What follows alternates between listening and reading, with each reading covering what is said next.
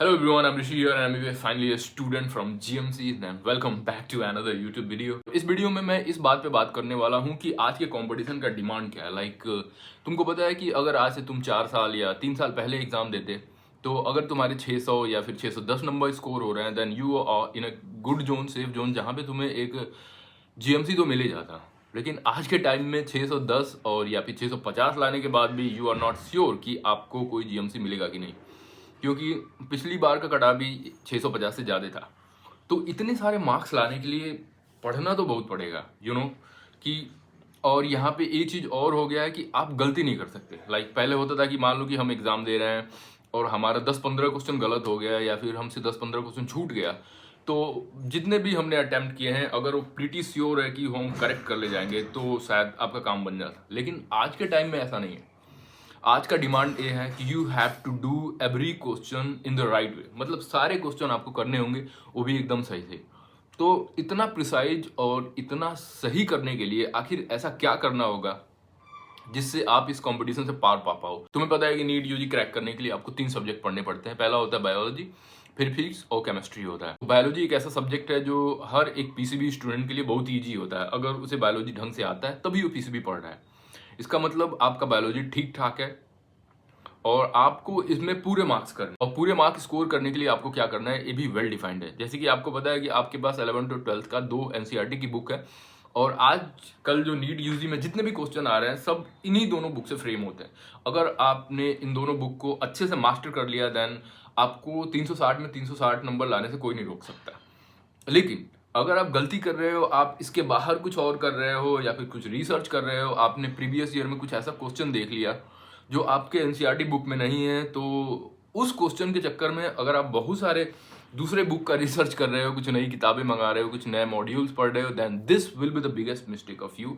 क्योंकि वो 1-2 क्वेश्चन तो हो ही जाते हैं। अगर आपने एनसीईआरटी ढंग से पढ़ लिया, पूरा अच्छे से कवर कर लिया, तो ये 2 क्वेश्चन नहीं छूटने वाले, विश्वास करो मेरा। तो आपको सबसे पहला काम ये करना है कि अपने एनसीईआरटी बुक पे ही स्टिक रहना है, चाहे वो किसी भी टाइप का क्वेश्चन हो। अगर आपके टेस्ट सीरीज में बहुत सारे बाहर के क्वेश्चन आ रहे हैं तो बिलीव करो मेरा, उसमें से कोई भी क्वेश्चन नहीं मिलने वाला आपको नीट यूजी के एग्जाम में। आप प्रीवियस ईयर उठा लो और मॉक टेस्ट दे के देखो, उसमें 100% क्वेश्चन जो होते हैं वो एनसीईआरटी से होते हैं। अगर बाय द वे एक क्वेश्चन कहीं से, 2 क्वेश्चन कहीं से इधर उधर से आ भी गए तो इससे आपके कंपटीशन पे बहुत ज़्यादा फर्क नहीं पड़ेगा।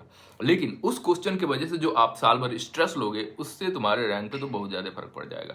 तो कहने का मतलब ये है कि अगर आप चाहते हो कि आपका नीट में कम रैंक आए तो आपको कम पढ़ना चाहिए। अगर आप बहुत ज़्यादा पढ़ोगे तो रैंक भी बहुत ज़्यादा आएगा। तो आई डोंट थिंक कि आपको ऐसा करना चाहिए। रही बात फिजिक्स की, तो फिजिक्स एक टेक्निकल सब्जेक्ट है। इसमें जो रहता है जितने भी क्वेश्चन आते हैं, मतलब maximum of the question conceptual होते हैं। अगर आपने कॉन्सेप्ट अच्छे से सीख लिया तो आप इसके सवाल बहुत ही आसानी से बना सकते हो। अपार्ट फ्रॉम दैट फिजिक्स में बहुत सारे ऐसे भी क्वेश्चन होते हैं जो प्रीवियस ईयर से ऑलरेडी बहुत ही रिलेटेड होते हैं। अगर वो 45 क्वेश्चन पूछते हैं तो 20 या 25 क्वेश्चन तो जस्ट प्रीवियस ईयर ही होते हैं। तो अगर आपने 20 साल लास्ट 20 ईयर के क्वेश्चन अगर अच्छे से मास्टर कर लिया, साथ में थोड़े जेईई मेंस के भी क्वेश्चन लगा लिए, तो आप फिजिक्स में बहुत अच्छा मार्क करने वाले। तो फिजिक्स को बहुत ज़्यादा लोड लेके करोगे then you are going to be overloaded in your mind. तो फिजिक्स में मेरी एडवाइस ये है कि आप सबसे पहले अपना प्रीवियस ईयर जो भी प्रीवियस ईयर में आया हुआ है उन सारे क्वेश्चन को कई बार करो, अच्छे से करो, और उन सारे क्वेश्चन को इतना ज़्यादा मास्टर कर लो कि अगर वो सामने तुम्हारे आ जाए तो तुमसे यूं हो जाए, ताकि तुम उसमें टाइम जाया ना करो। और बाकी बचे और भी क्वेश्चन, तो और जितने भी और बाकी जो क्वेश्चन बच जाते हैं वो भी प्रीवियस ईयर से ही होते हैं, उसी के कॉन्सेप्ट से रिलेटेड होते हैं। हाँ, उसमें कुछ डेटा इधर उधर कर देते हैं और बहुत ही आसानी से हो जाता है। तो फिजिक्स के 30 या 35 क्वेश्चन ऐसे होते हैं जो बहुत ईजी होते हैं, मॉडरेट या इजी वे में आते हैं, जो आप 1 या 1.5 मिनट में आराम से सॉल्व कर सकते हो। बाकी बचे जो 10 क्वेश्चन, उसके लिए आपको अपने बायोलॉजी को इतना फास्ट करना होगा जिससे ए वाला टाइम जो है मैनेज होके आप फिजिक्स में उसको मैनेज कर सको, फिजिक्स के सॉल्व, वो जो बचे हुए फिजिक्स के क्वेश्चन है उसको सॉल्व करने में। तो इस टाइप से आप इसको कर सकते हो। फिजिक्स के कुछ इंपॉर्टेंट टॉपिक ऐसे हैं जिससे सवाल आता ही आता है। आप उन सारे टॉपिक्स को बिल्कुल भी बहुत ज़्यादा भाव मत दो, जो बहुत ही रेयर है, जिससे बहुत ही कम सवाल आए हैं। जैसे कि आप इलेक्ट्रोस्टैटिक्स देखो तो इलेक्ट्रोस्टैटिक्स के जो न्यूमेरिकल प्रॉब्लम होते हैं और जो कॉन्सेप्ट बेस होते हैं तो मैक्सिमम उन्हीं से सवाल आते हैं। मैग्नेटिज्म में जाओ तो उसमें भी कॉन्सेप्ट से ही आते हैं। हाँ, कभी कभी वो मैग्नेटिक मटेरियल्स वगैरह के बारे में भी पूछ लेते हैं, तो आप इसको बहुत ज़्यादा ध्यान मतलब बहुत ज़्यादा भाव मत दो। हाँ, 1-2 बार रीड कर लो, उससे आपका काम बन जाएगा। और कुछ चीज़ें होती हैं जो हमारे सिलेबस में होती है लेकिन वो इम्पोर्टेंट नहीं होता है। तो ये चीज़ें जानना भी बहुत ज़रूरी है कि क्या चीज़ें इम्पोर्टेंट है। क्योंकि अगर आप इम्पोर्टेंट जानोगे तभी आप कम पढ़ पाओगे। अगर आपको अपने सिलेबस का और अपने आने वाले क्वेश्चन के बारे में ही कोई अंदाज़ा नहीं है, तो तब तो बहुत ही भारी हो जाएगा और आपको लगेगा कि अभी बहुत सारा पढ़ना है। तो आपको तैयारी आते-आते ये नहीं लगना चाहिए कि अभी बहुत सारा पढ़ना है। आपको तैयारी आते-आते ये लगना चाहिए कि हाँ, ठीक है, मैंने कर लिया है। आपने जो शॉर्ट्स नोट बनाए हैं, उसको ही आने वाले जो बचे हुए 4-5 दिन होते हैं एग्ज़ाम के पहले, उसको पढ़ना चाहिए। फिर आते हैं केमिस्ट्री पे। तो देखो, केमिस्ट्री में भी एनसीईआरटी से ही जितने इनऑर्गेनिक के क्वेश्चन होते हैं, सब एनसीईआरटी बेस्ड ही होते हैं। ऑर्गेनिक के क्वेश्चन होते हैं, वो भी एनसीईआरटी बेस्ड ही होते हैं। तो ऑर्गेनिक में जितने भी न्यूमेरिकल्स होते हैं, जितने भी तुम्हारे प्रीवियस ईयर के क्वेश्चन आए हुए होते हैं, जितने भी एनसीईआरटी में जो रिएक्शन दिए हुए हैं, अगर वो ढंग से कर लिया, then you are going to rock on the chemistry. और केमिस्ट्री में भी पता है, अगर तुमको डेटा याद है तो एक क्वेश्चन 15 से 20 सेकंड से ज़्यादा नहीं लगेगा। रीड किया, ऑप्शन पढ़ा और सवाल हो जाएगा। तो ये रहा केमिस्ट्री का भी। और केमिस्ट्री में अगर आपको हाईली एफिशिएंटली मार्क करना है तो आपको फिजिकल केमिस्ट्री के क्वेश्चन जो भी प्रीवियस ईयर आए हुए हैं होता है, प्रीवियस ईयर आए हुए क्वेश्चन ही फिजिकल केमिस्ट्री का बार बार रिपीट होता है। तो उसको आपने बहुत कई बार करना है और कई बार करके उन सारे मेथड्स को अपने दिमाग में एक ओवरफ्लो बना लेना है। लाइक जैसे नहीं होता है कि पानी बहता है ऐसे आराम से, उस टाइप से हो जाना चाहिए।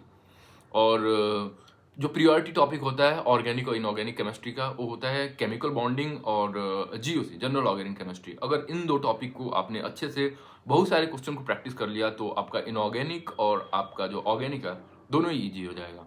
उसी तरह मोल कॉन्सेप्ट है, मोल कॉन्सेप्ट को भी अच्छे से पढ़ लिया तो you are not going to have any trouble in all that physical chemistry. तो ये रहा कुछ चीज़ें जो आपके प्रिपरेशन में आपकी हेल्प करेगी। मैं फिर से बोल रहा हूँ कि आपको सबसे पहले अपना सिलेबस जानना है, किस टाइप के सवाल आते हैं ये जानना है, और ये सारे अंदाजा आपको पीवाईक्यू से ही लगेगा। तो पीवाईक्यू करना बहुत ही इंपॉर्टेंट है, बहुत ही जरूरी है कि आप कोई फ्रेश क्वेश्चन कर रहे हो। फ्रेश क्वेश्चन करने से अच्छा है आप पीवाईक्यू लगाओ। पीवाईक्यू लगाओगे तो आपके टेस्ट में भी मार्क इंप्रूव होगा और आपके आने वाले नीट के जो एंट्रेंस एग्जाम है उसमें भी आप रॉक कर सकते हो। तो आपका जो भी मॉड्यूल मिला है उसको भी सॉल्व करो, लेकिन उसको बहुत ज़्यादा ऐसे मतलब दिमाग पे मत चढ़ाओ। बट अगर पीवाईक्यू आपको नहीं आ रहा है तो आप कहीं ना कहीं फंसे हुए हो, तो पीवाईक्यू पे ध्यान दो। और अगर टेस्ट में कम मार्क्स आ रहे हैं और वो भी मतलब out of the box question आप नहीं कर पा रहे हो, तो इसको लेके बहुत ज़्यादा टेंस होने की ज़रूरत नहीं है। तो आज का नीट मंत्र तो यही रहा। अगर जेन्युइनली सेलेक्ट होना चाहते हो नीट में तो ये सारे गुड फॉलो करो। अपने किसी सेलेक्टेड, अगर तुम्हारा कोई फ्रेंड है, तुम्हारे कोई जानने वाले भैया हैं, या फिर तुम्हारे फैमिली में कोई डॉक्टर है, देन यू कैन कंसल्ट। तुम उनसे बात करो इसके बारे में कि मेरे इस सब्जेक्ट में मार्क इंप्रूव नहीं हो रहा है, तो वो डेफिनेटली तुम्हारी हेल्प करेंगे।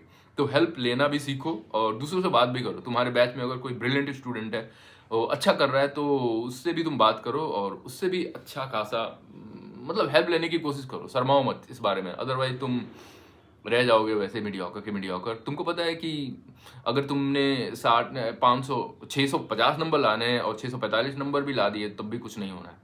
तो यहाँ एक एक नंबर मायने रखता है। तो अपने एक्सट्रीम को, अपने गोल्स को पहचानो और एक्सट्रीम पे जाने की कोशिश करो। मार्क्स इंप्रूव करने का सबसे बेस्ट तरीका है, आप सबसे पहले पैटर्न को जानो, सिलेबस को जानो कि कितना पढ़ना है, कितने में से सवाल आता है। ये सब फिगर आउट कर लिया तो नीट में selection is not going to be a very tough task.